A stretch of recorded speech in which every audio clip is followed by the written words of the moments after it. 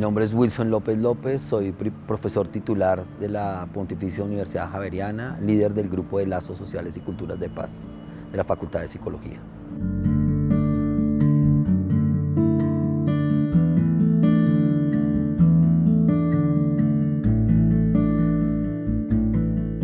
Lo primero que hay que tener en cuenta es que la venganza es un sentimiento, un conjunto de emociones que tienen sentido que aparezcan. Es decir, es lícito que un niño sienta ira, se sienta muy enojado porque perdió a alguien. Y esa emoción de ira, de enojo, suele volverse lo que nosotros llamamos venganza. O sea, suelen aparecer ligadas a la necesidad de cómo yo le causo un daño similar al que me causaron. Entonces, primero, no está mal, sino que es parte de las emociones ligadas a una pérdida, y a una pérdida traumática, ¿sí? Una pérdida donde además hay alguien que es responsable del daño que se hizo. Entonces, lo primero es eso, validar la emoción del niño y saber que si el niño expresa esa emoción de ira y de enojo, tiene todo el sentido que la exprese. Lo segundo es que obviamente la venganza puede estar ligada a la idea de justicia, de tratar de causarle al otro el daño que yo siento que me causaron a mí. Sin embargo, pues es evidente que nosotros tenemos una sociedad donde hemos creado unas formas para que la justicia se haga por parte de unas instancias y no a propia mano. Desafortunadamente en nuestra historia de Colombia, como la justicia a veces tarda tanto, no es la más eficiente, la gente se toma la justicia por su propia mano y vuelve la venganza un recurso de acción hacia el otro, hacia el que me hizo daño. Y quiero aclarar, puede que el que se sienta ofendido tenga todas las razones y las emociones para hacerle daño al que le hizo daño. Pero el tema es que tenemos un sistema, sino tenemos un sistema por donde debe cursar el proceso de justicia. Y a veces tomarse la justicia por la propia mano termina haciéndole más daño a la víctima, que termina además generando circuitos desafortunados de violencia, venganza, más venganza. Y bueno, nosotros en Colombia tenemos una historia muy larga de ese circuito, de no parar nuestra guerra. Nuestros actores armados, violentos, incluso los violentos asesinos que han aparecido en la historia de Colombia, tienen historias antes de ellos de violencia muy fuerte en sus familias, ¿no? Y entonces como que se reproduce, ¿no? Como que los ciclos de violencia desafortunadamente son ciclos perversos, no virtuosos, de violencia, venganza, violencia. Entonces por esa razón el trabajo de nosotros y de la sociedad es tratar de romper ese circuito y canalizar esos sentimientos, esas emociones de otras maneras, no negarlas, no invalidarlas, sino canalizarlas de otras maneras.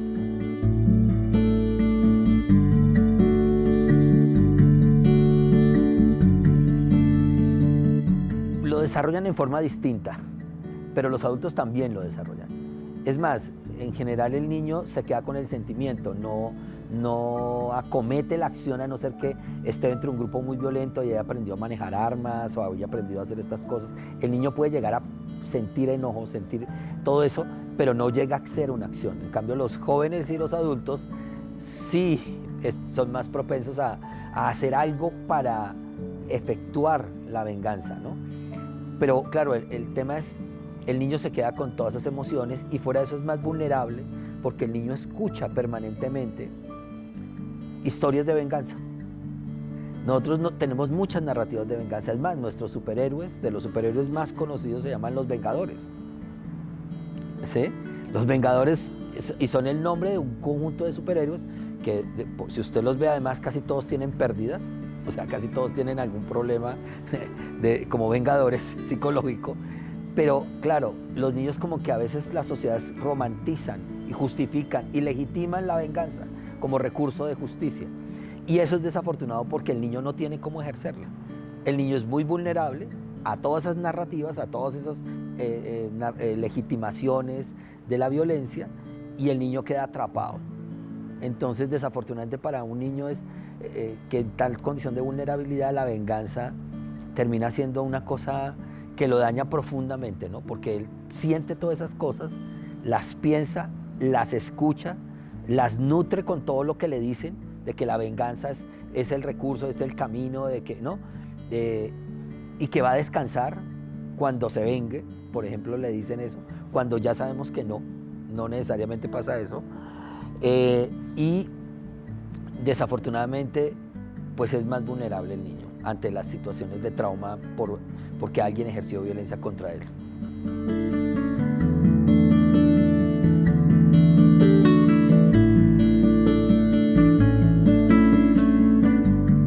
Sí, pero el tema es cómo se explica.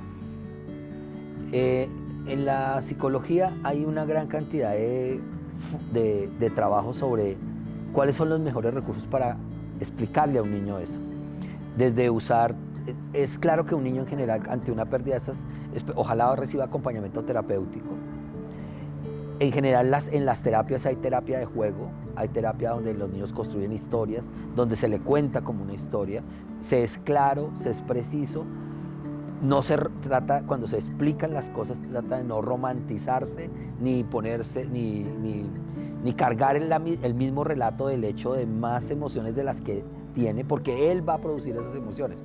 O sea, el niño se va a sentir furioso, y necesariamente va a pasar por esas emociones. Pero a veces cuando la gente lo relata cargándolo de juicios, de interpretaciones. Entonces, si el hecho por sí solo es terrible, cuando usted lo alimenta y lo carga de más cosas terribles, la sensación de venganza perdura más, la sensación de molestia, de odio, de ira, de resentimiento, son más fuertes, ¿sí? Y realmente el niño es el que queda más perjudicado ante esa situación, como decía, porque no solamente alimenta todo eso, sino que no va a poder hacer ninguna de esas cosas en general. Y es más, si llegara por casualidad a hacerlo, como en algunas películas de ficción lo muestran, eso no va a resolver el trauma que vivió el niño.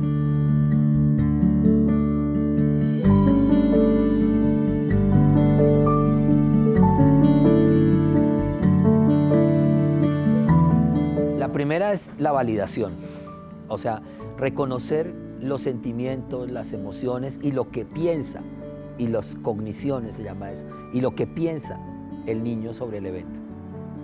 O sea, me siento furioso, me siento triste, ¿no? Primero es reconocer eso. En general lo que uno debe hacer es preguntarle cómo te sientes, que el niño aprenda a diferenciar las emociones si se puede. Lo primero es eso. Si uno no hace eso, que en general a veces la gente no lo hace, la gente a veces lo que hace es minusvalorar, por ejemplo decir, no, tranquilo que eso va a pasar. No, esa no es la manera. La manera es, sí, tiene sentido que estés sintiendo eso. Tiene sentido que te sientas con furia. Tiene sentido que pienses que estuvo mal. ¿Sí? Tiene sentido todas esas cosas que estás pensando. Eso es lo primero. Lo segundo es tratar de que aprenda a regular las emociones, a identificar y regular las emociones. Oye, tranquilo, no te preocupes. Sí, cuando deja que entre la emoción, siéntela, tranquilo, va a salir. No se va a quedar, va a salir. Déjala que entra, ponla en una cajita y mírala. Eso es un ejercicio. Respira, ¿sí? Hay un montón de ejercicios de regulación emocional que suelen ser buenas. Tercero, hay que hablar de las cosas, pero hablar, repito, ojalá acompañado de un terapeuta, porque yo entiendo, imagínense los papás, si los papás también sufrieron la pérdida, ¿sí? También sufrieron el hecho traumático, los papás, ellos menos tienen posibilidad, a veces, y cuando usted no ha pasado por procesos terapéuticos, pues lo que suele pasar es que la persona piensa lo peor, ¿me van a entender? Y lo agranda, lo amplifica. Fuera de que sí ya es horrible, es espantoso, pues la expresión, el dolor que sienten los adultos, los niños lo asumen, los niños son como esponjas, como esponjas. Entonces lo incorporan, lo vuelven emociones y vida y carne y cuerpo, les duele de verdad. Entonces, claro, tratar de que los niños aprendan a regular eso es difícil. Yo creo que además es muy relevante que la familia del niño acompañe, que vaya a terapia y que la familia del niño y los amigos del niño y la red social acompañen. Siempre, los estudios muestran que cuando ante estas cosas el acompañamiento grupal, el compartir con otros que vivieron el mismo trauma, el hablar de lo que pasó con otros que vivieron la misma situación o situaciones parecidas y acompañarlos en forma terapéutica es bastante sanador, ¿sí? El tema aquí es que las heridas psicológicas producidas por un trauma ocasionado por una acción como esta, violenta hacia un niño, son difíciles de sanar, no son de corto plazo. Eso es importante que todo el mundo lo entienda, es decir, no es como cuando usted se corta una mano y le sale una costrica, o cuando usted se parte un pie y le ponen una férula, ¿no? Y usted dura unos meses, le hacen una operación y usted se recupera y ya. No, las heridas psicológicas como estas pueden tardar años. Y entonces uno tiene que tener la gente que está con uno, las personas que están con uno, las familiares, los amigos, los vecinos, cuando uno va con grupos que han sufrido esto, lo tienen que acompañar un buen tiempo. Y ojo, no todos tenemos la misma forma de vivir la situación de pérdida y de afrontar la situación difícil. No todos tenemos la misma forma. O sea, hay gente que lo hace muy rápido, que duran, no sé, meses. Otros pueden tardar años. Y eso hay que respetarlo. Una cosa que hay que tener en cuenta en esto es que a veces es equivocado presionar, ¿sí? Oye, tienes que perdonar, por ejemplo, con el perdón. Tienes que perdonar. No, parece que eso no es lo mejor. El perdón es un proceso complicado que también tarda tiempo. Que sí ha mostrado que las personas cuando perdonan parece que duermen mejor, se sienten mejor, están más tranquilas, parece, ¿sí? que cuando eso pasa.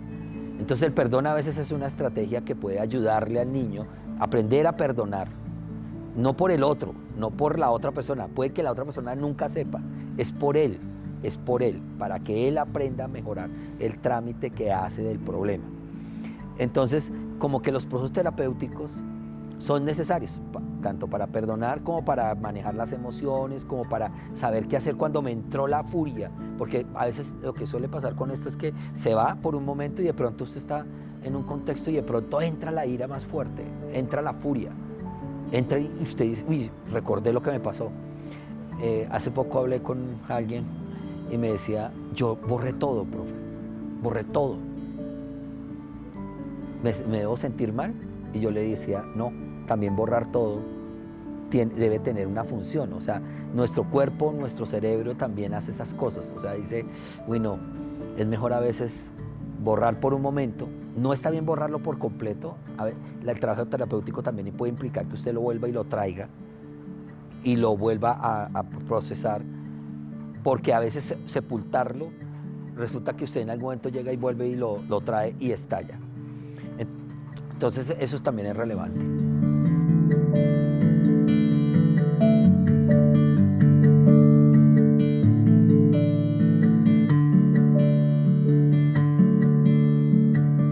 Yo creo que primero con una guía de un psicólogo por una razón, porque a veces nosotros con la mejor de las intenciones hacemos daño. Es decir, a veces nosotros le decimos, por ejemplo, minusvaloramos las emociones. Ah, pero tranquilo que eso va a pasar. Ah, no hay problema, eso, yo sé lo que usted siente. No, yo no sé lo que usted siente. Yo puedo entender lo que usted siente, pero yo no sé la dimensión del dolor. No lo sé porque eso le pasó. Es su papá o es su mamá o es su hermano. Me hago entender, es la persona que usted quería, la que ya no está, por ejemplo. Entonces, hay que ser cuidadosos, ¿no? O sea, incluso la red de apoyo tiene que entrenarse para eso. O sea, por ejemplo, en serio lo de validar las emociones es algo difícil. O sea, que usted todo el tiempo diga, sí, entiendo su emoción, sí, ¿sabe qué? Puedo comprenderla. ¿Puedo hacer algo por usted? ¿Quiere que la acompañe? No quiero. Ah, bueno, listo, ¿no? Pero a veces tratar de decirle cosas, ¿no? Como para apaciguar, resulta todo lo contrario, el efecto contrario. Y entonces usted lo que hace es incubar más la molestia, más ¿no? La ira, más que tiene todo el sentido que la sienta, ¿me hago entender? Pero si usted tiene a alguien que no lo hace bien, ¿no? O que le dice, no, ¿sabe qué? Ya deje, que eso ya pasó, ya no se puede hacer nada. O deje de llorar. ¿O para qué se pone brava? Todas esas cosas son palabras que las decimos porque desafortunadamente tenemos una sociedad, una cultura que no sabe validar las emociones, que no sabe cómo tramitar con ellas, que nosotros ni siquiera sabemos bien cómo razonar con ellas, o sea, tomar perspectiva de lo que pasó, describir los eventos sin cargarlas de juicios e interpretaciones. Todo eso es difícil, es difícil. Entonces, incluso los grupos de apoyo son grupos que deben ser gestionados, si es posible, por psicólogos que puedan hacer que en lugar de que en la sesión de grupo o que los amigos se conviertan en un facilitador para transitar la situación, ¿sí? Se convierten en algo peor.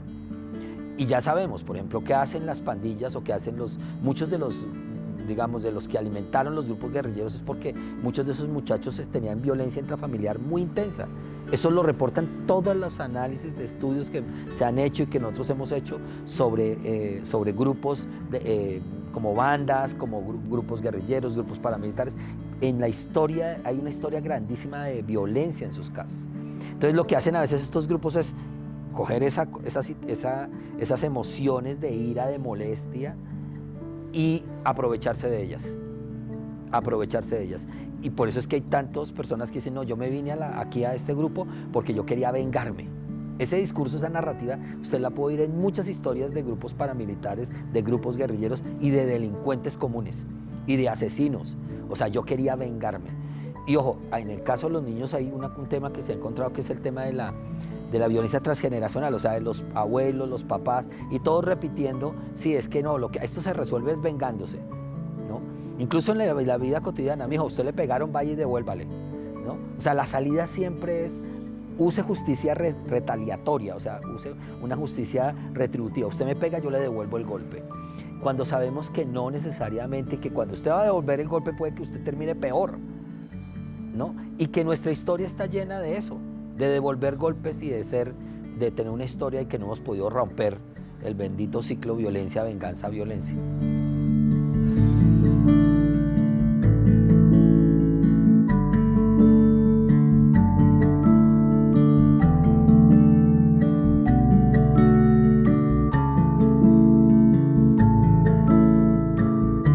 Sí, hay probabilidades de que se ve. Por ejemplo, no voy a olvidar un caso en Montes de María, donde el papá, estábamos trabajando con un proyecto que teníamos de salud mental allí, y viene el papá y dice, yo tuve que replantearme todo cuando mi hijo, después de escuchar, el hijo era pequeñito, pero él escuchaba, le mataron al tío, o sea, al hermano del papá, y todos ellos cuando se reunían decían, tenemos que vengarlo, y el niño creció. Y un día el niño ya tenía como 13, 14 años y después le dijo al papá, ¿sabes qué, papá? Dime cómo se coge un arma porque yo quiero ir a vengarme. Entonces el papá dijo, uy, no, yo no quiero perder otro hijo. Y entonces dijo, no, tengo que abrirle espacio al perdón, a perdonar, a otras cosas. Tenemos que buscar otras salidas porque lo que el papá, cuando le mostraba esa ira, que también tenía sentido que el papá la sintiera, pues el niño la estaba aprendiendo. Acuérdense que hay muchos trabajos que muestran, eso se llama aprendizaje vicario, aprendizaje por observación. Los niños aprenden mucho observando lo que pasa. O sea, uno cree que el niño está ahí en la casa y cuando oye a los papás peleando o cuando los papás diciendo las cosas que dicen en la casa, el niño es sordo, ciego, mudo. Yo no sé, parece que la gente pensara que es un convidado de piedra. No, el niño está aprendiendo, absorbiendo todo eso. Entonces sí es muy probable que el niño, si usted está en un contexto donde la familia ensalza, reproduce, narra frecuentemente la violencia, la probabilidad de que ese niño quiera ejercerla después es muy alta. Los invito a leer el libro El reflejo de la bestia en la editorial Testigo Directo.